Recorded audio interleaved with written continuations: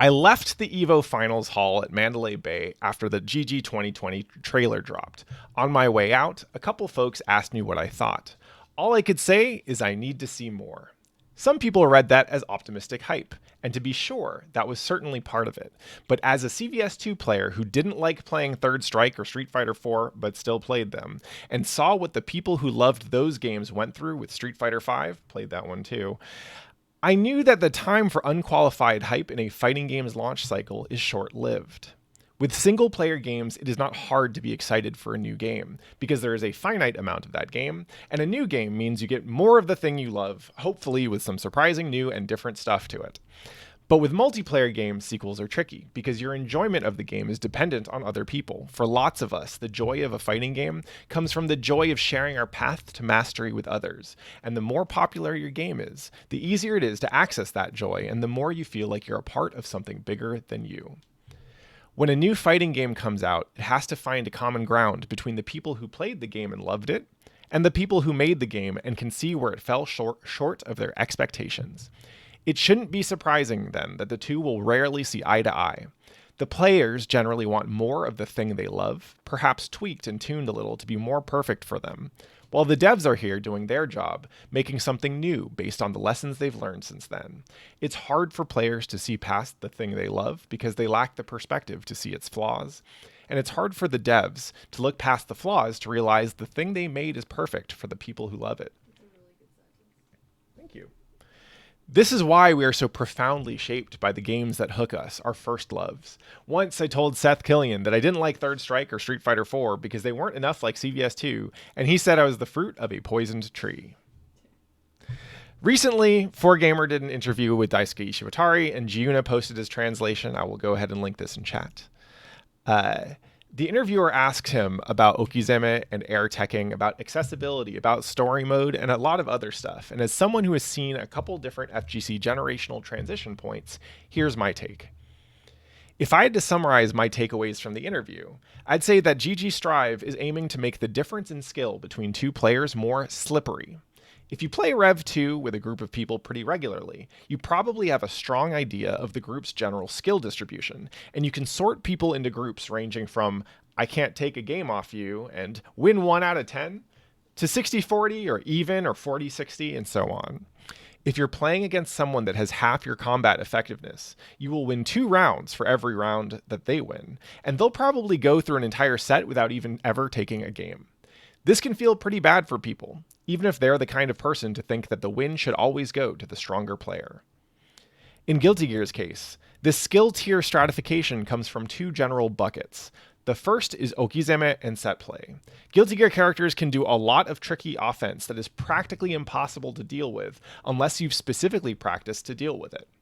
The second is a wide variety of movement options within a fairly large playfield, which makes it really hard to know which buttons you're supposed to press in any given game state. That's your matchup, screen position, resource count, player decision history, etc.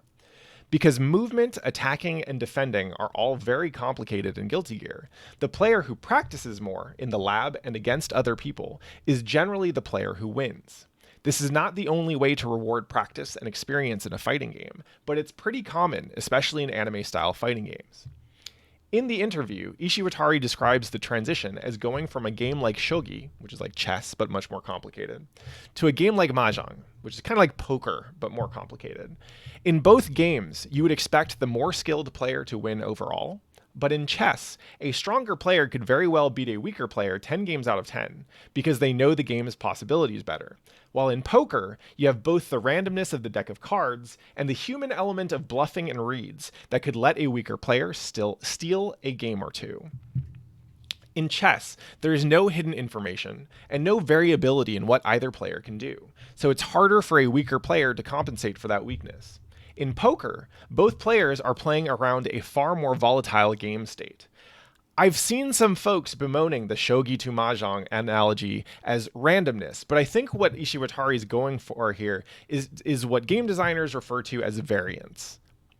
So, when the set of possible game states in your game is very big, The player knowledge is a big determining factor in who wins. But as you shrink the set of possible game states, in Strive's case, by reducing the complexity of knockdown, set play, and air combat, the knowledge gaps get narrower, and so the game is more heavily decided by other factors.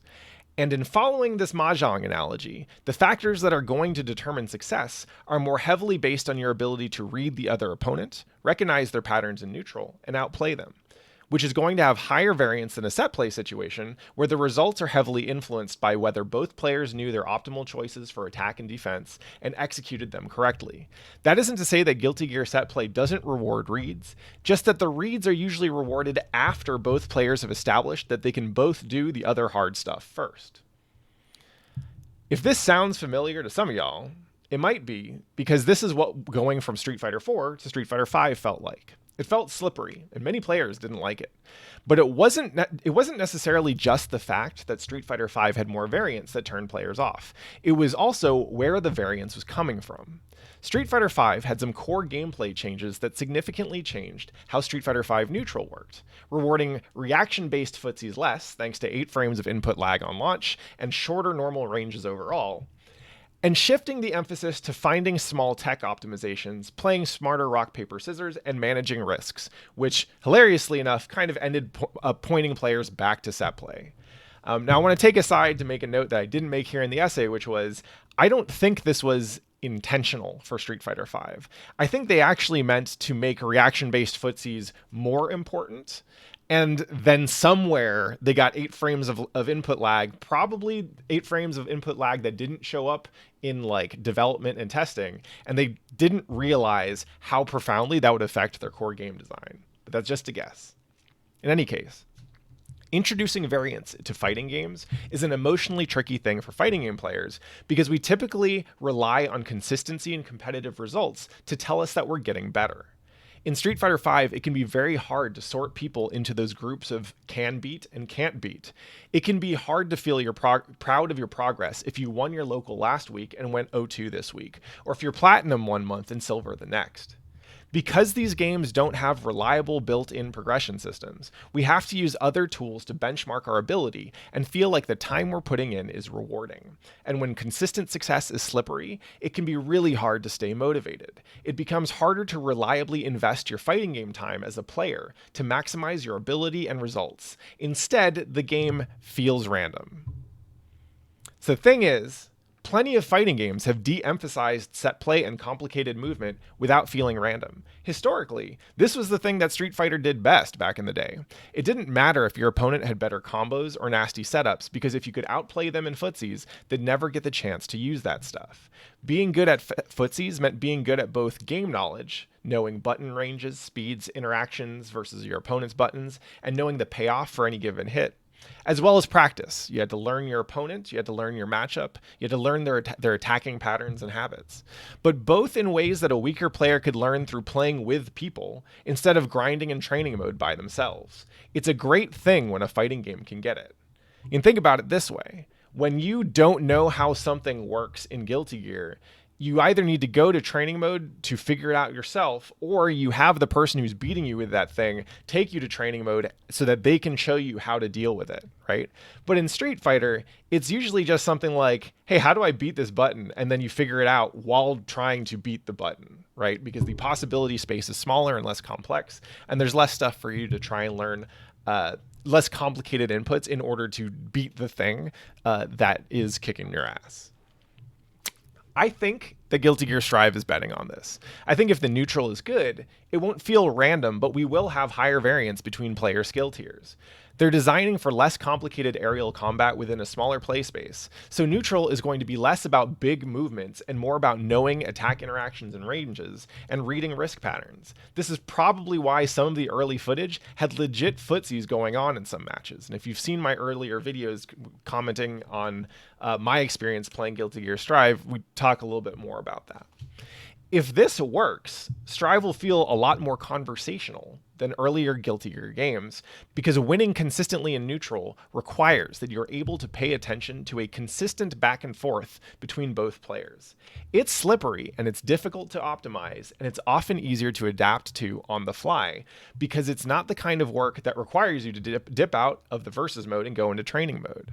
Fighting games that do this well tend to be better at reaching larger audiences and creating hype moments. There is a risk, though.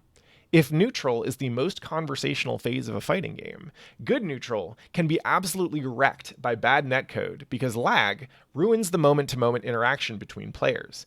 It's like a laggy video chat where the high bandwidth interaction of seeing someone's whole face respond to your words gets super awkward with just a couple dropped frames. Now, rollback netcode can help with this, but it's still not perfect. You'll see more pronounced rollbacks in games where both players are quickly walking back and forth in footsies, because this is where the delta between the rollback netcode's prediction algorithm and the player's input is clearest. If you've ever noticed how Street Fighter V netplay footsies can make the opponent look like a probability cloud, this is why. Although I will add the addendum that Street Fighter V's rollback netcode is not the best in terms of rollback netcode implementation. It's harder to be able to do stuff on reaction because the thing you're reacting to is often a general change in the opponent's position and silhouette, and not a specific move.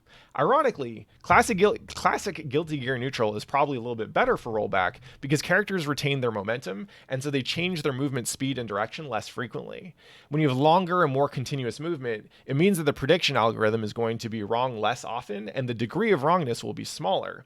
But stuff like Chip's left-right faultless defense cancel Oki would tear people up real bad until they just learned to blitz that shit. So what does this all mean for current and future Guilty Gear players?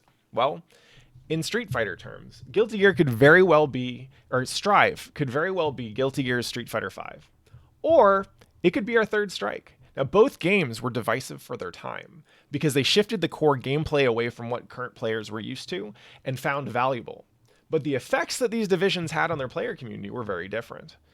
If Strive does its job well, I think that'll take in a lot of new players who are drawn in by the impeccable aesthetic and the metal and all that cool shit. And it'll make them feel like they've got a game that they can actually break down and begin to understand. This is not an easy task. I like to say that if I can get a new player trying out Xrd every day for a week, I can probably get them to stick around for the long haul. But most people won't keep playing a video game if they're not having obvious fun within the first 10 minutes or so. Those players are going to get better at Strive faster than they would have at Xrd or Plus R, because the skill checks are less about rewarding time spent. And that's going to be uncomfortable for a lot of Xrd and Plus R players who get into Strive expecting that their experience will give them a big head start. The nice thing about skill stratification is that it makes experienced players feel like their time is paid off. Jumping into Strive will likely feel like a hard reset, and that's the point. Now, I wouldn't fault anyone for not wanting to go through the process of being a new Guilty Gear player again, and especially for one that might never feel like it rewards you for your dedication the way that your preferred Guilty Gear game does. To be honest, that feeling is one of the best parts of fighting games, but being willing to start from scratch on a new game is a fighting game skill like any other, and if you want to stick around in this world for a while, it's worth developing. I do think that if neutral is good, Strive will feel like the best kind of fighting game crack. Something worth going into and digging deep. Something worth playing because it'll connect us to a whole bunch of rad new people. It'll be a tough line to walk, and it'll undoubtedly take a lot of iteration and polish well after launch to get it to a good place, but I think Arc System Works' intentions are promising. That said, if the neutral is good, but the net play sucks, it could very well feel worse than Xrd currently does online, which is already not great compared to the local play experience.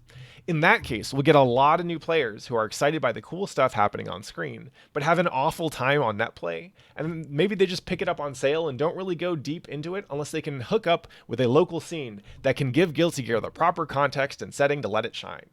In which case, yeah, that sounds like a Guilty Gear game to me, right up until the new Guilty Gear comes out and people get mad again. It is easy to think that whatever happens next with Guilty Gear is entirely up to the team at Arc System Works, that your fate is in their hands, and that all you can do is yell until you are hoarse in the hopes that they hear you. To feel this powerless is frustrating, especially when it comes to the thing you want to spend your precious recreational time on, because the way you choose to spend that time often becomes woven into your identity. You can take it from me, the getting that ass guy. But one of the crazy special things about fighting games is that they aren't defined by what's in the game nearly as much as they are with the people we encounter through and around the game. And because of that, you have the agency to shape your experience. When I think of the good times I've had with Xrd, I think less about the time I've spent in the lab and more about the time I've spent playing with old friends and new ones. I think about each time I've made it far enough in a bracket to get walloped by a top player, or running into an impromptu Venom Discord Kumite during the Combo Breaker Graveyard shift, or walking into Mikado to soak up all that good gear with a side of cigarette smoke. I think about the community of lovely people we've built on this stream and in our local scene, and how my good times playing Xrd have motivated me to share those experiences with others. You can build that for yourself in whatever game you want to play, and you can be a part of that for someone else. But you can't do it just by playing the game, and that's the secret that has kept the FGC magic alive through countless generations of new games. It's that the real rewarding parts of fighting games aren't just about being the strongest person in the room. It's all the work that happened to get those people in the room in the first place. Thank you so much for listening. Now we're going to play some motherfucking Guilty Gear, y'all.